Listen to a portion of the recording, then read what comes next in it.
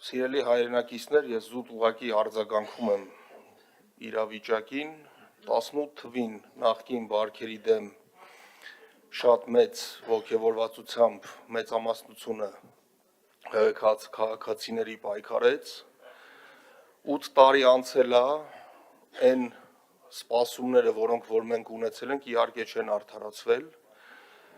եւ նախկինների եւ ներկա այսինքն այս դիսկուրսը, որ կա նախկին ներկա, դրանից պետք է դուրս գալ, պետք է ավելի նոր մարդիկ, նոր մոտեցումով մարդիկ պետք է գան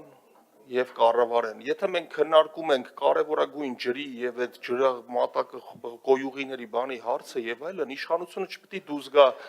այդ հարցը լուրջ բան ենք քննարկում, մոտեցումներ կա, առաջարկներ կա, պետբյուջեն էսա տալի, էֆեկտիվության խնդիր կա, դուրս են գալ էլի քաղաքականացնում են, որպեսզի կոծկեն ոչ էֆեկտիվ կառավարումը։ Մենք ձեզ խոսք ենք տալիս, որպես նոր մտածելակերպի կրողներ, որպես նոր ուժ, բայց ոչ թե զուտ անվանումն եմ ասում կուսակցության, այլ նոր մոտեցում, եթե խոսքը լինի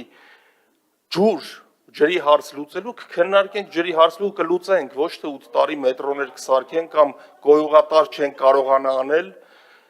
հասկանում եք, այդ սկզբունքայնությունը չենք տեսնում, նոր հիմա ինչ է կատարվում բան, իսկ ինչ վերաբերում է Հանրապետության կուսակցության, Տիկին Խաչատրյան, դուք նշում եք սպարապետի անունը, ես ձեզ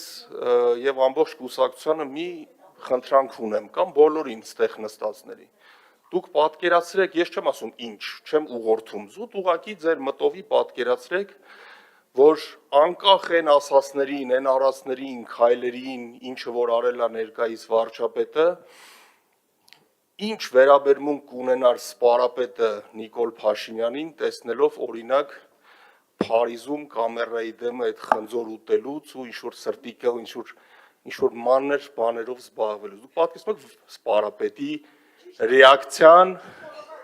ռեակցիան, ասենք Նիկոլ Փաշինյանի նկատմամբ առհասարակ, ու դուք հիմա Նիկոլ սպարապետի անունը տալով կոալիցիա եք կազմում այս ուժի հետ, որի ղեկավարն է Նիկոլ Փաշինյանը։ Մի հատ խորը մտածեք դրա մասին, էլի,